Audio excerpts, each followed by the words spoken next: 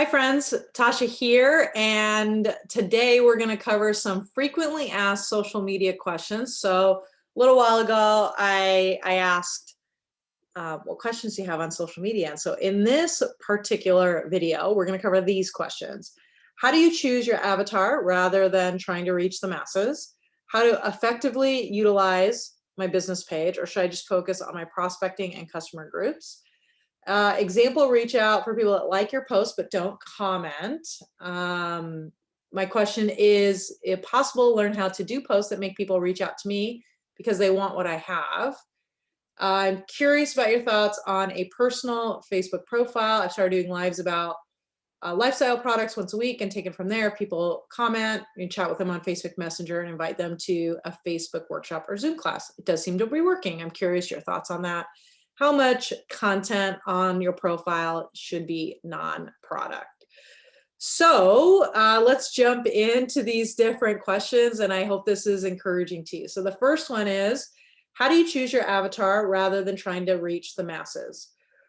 If you're using your personal page, so we work with people with Facebook, so you're, just your like Tasha, mine is, Tasha Saran Smith. Facebook page, your target market is actually someone who sort of knows you already. The concept of an avatar, and if you don't know what that is, it's basically like, who is your perfect person? It's used in a traditional online business because of marketing and advertising, where you're trying to target people. It's not likely you're going to need this when you start your social media journey. Now, if you choose in the future, once you've really become very good at networking with the people that you know, or people just outside of that circle, and the different people that you meet, you may choose to create a Facebook group or an Instagram page to attract these avatars. The best way to go about it would be to use simple demographic information that creates something in common with them. Now, if you're in network marketing, for the most part, like a lot of people will want to be like, well, I'm in health and wellness, so I want people who really care about their health. But that they really care about their health are probably already a little bit too far down their journey to never have been exposed to your products. Because you're in a network marketing business, our recommendation is to start an interest-based group that you really enjoy talking about. If you play the guitar, do a guitar group, right? Maybe one or two demographic factors of people you just love to hang out with that you already will have something in common with. You're more likely to be able to pull people into a network marketing business if they have one or two things in common with you already. So my recommendation then is to create the group where you have a couple things in common, and then it's a lot easier to build trust and credibility in the products that you use and the business opportunity that you're involved with.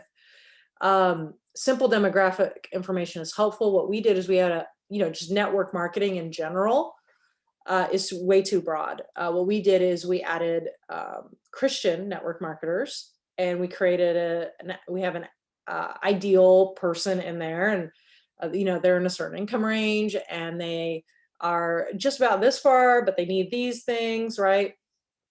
And we have our faith in common. And so that becomes a really simple way to build genuine and authentic trust without having to fabricate anything. So that's how to choose an avatar, is think about the people you would love to hang out with, even if they weren't buying stuff from you. That is how you know those are your people. The next question is how to effectively utilize my business page, or should I just focus on my prospecting and customer groups? Currently, don't use a business page unless you're prepared to advertise. Business page reach is at an all-time low. And so it's going to be very hard for you to post things and for it to get to people's news feeds without advertising, even if you have a very engaged page. Now, if you have a very large business page, I think that is okay. I have a client with 150,000 Facebook page. She still gets tons of engagement and reach.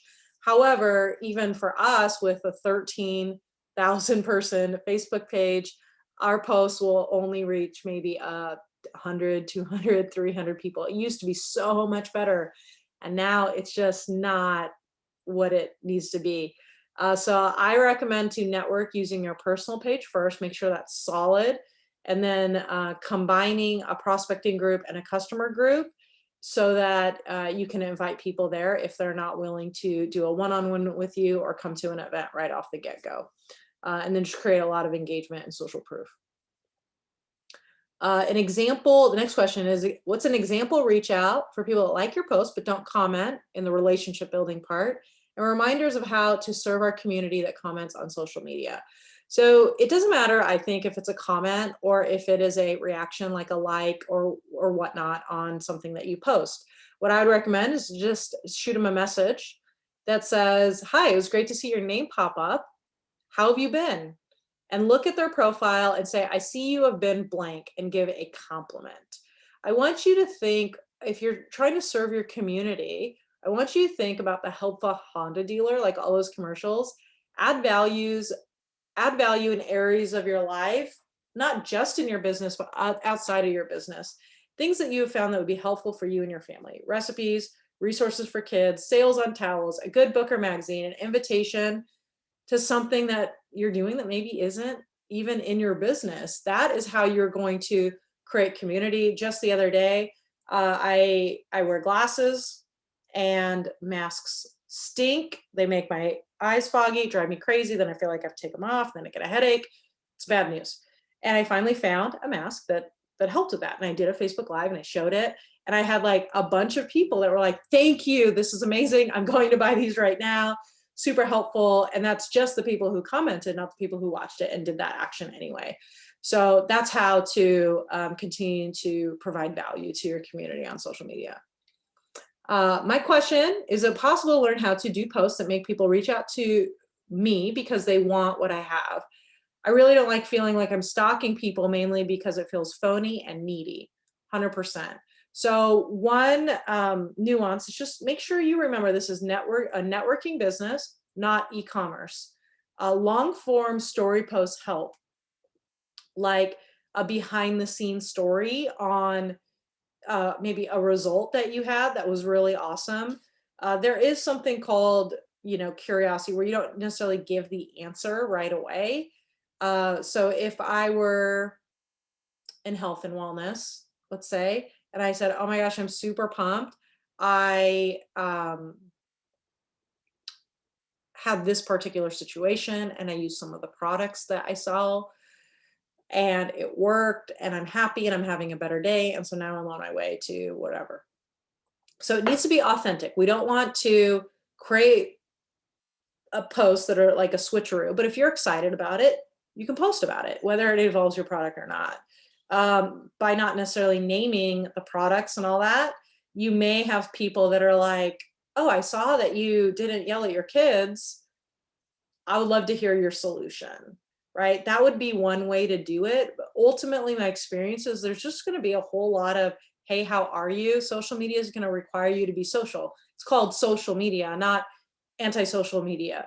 So you're going to want to invite people to events versus chasing people to sell.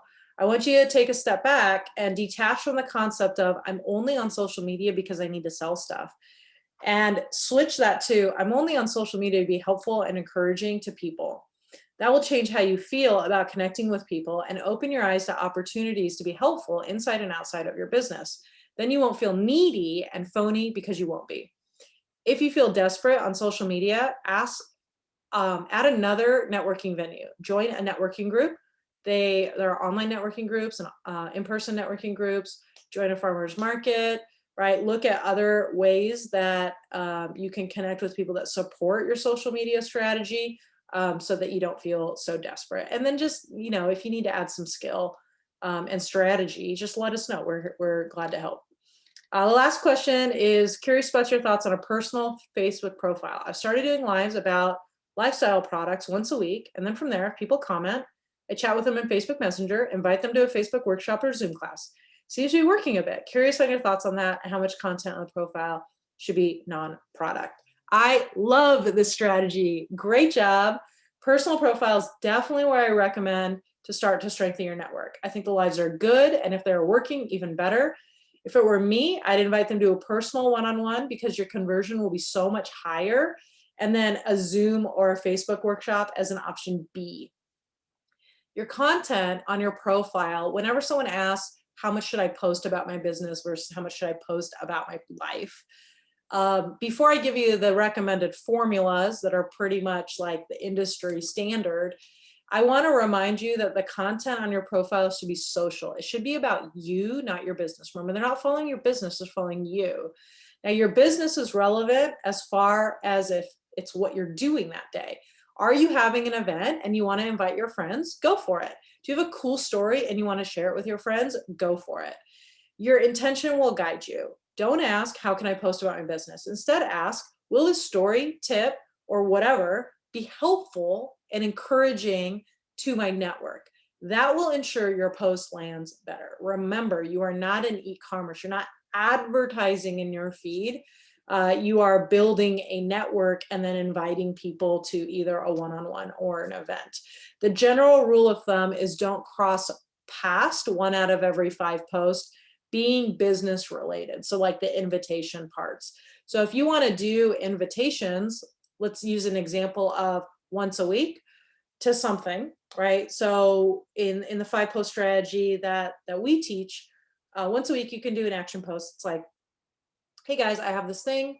Let me know if you'd like more details, comment below. Sometimes it can be a download, sometimes it can be an event, sometimes it can be for a one-on-one, sometimes it could be for a sample, sometimes it could be just like, guys, I'm going to this really cool place, comment below if you'd like to join, or, right, it doesn't always have to be about your business, but even if you were to do one of those each week about your business, then that would just mean the other 4 posts would be personal, right? An engagement post, a story post, whatever.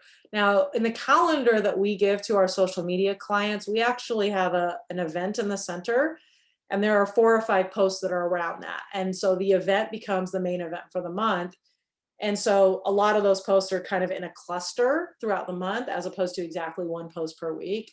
And we found that makes a lot of sense, and it's really helpful for a lot of people. So I think you're doing a great job about how to operate in social media. Just remember, they care about you, not your product, or they care about their problems, not the product.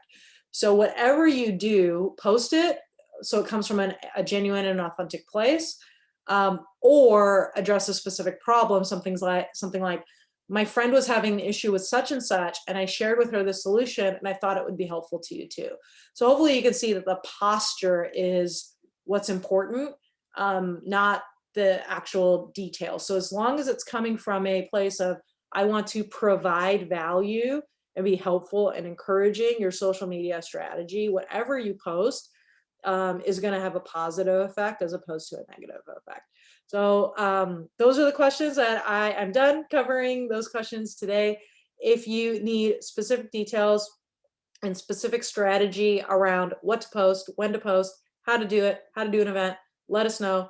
We're here to help. We have all of those resources at your fingertips, and you don't have to go searching from podcasts to this best practice. Like, you don't have to go searching everywhere. We have it all in one place, and we'll be glad to help. So I hope this was helpful and encouraging to you, and have a wonderful day, and we will talk soon.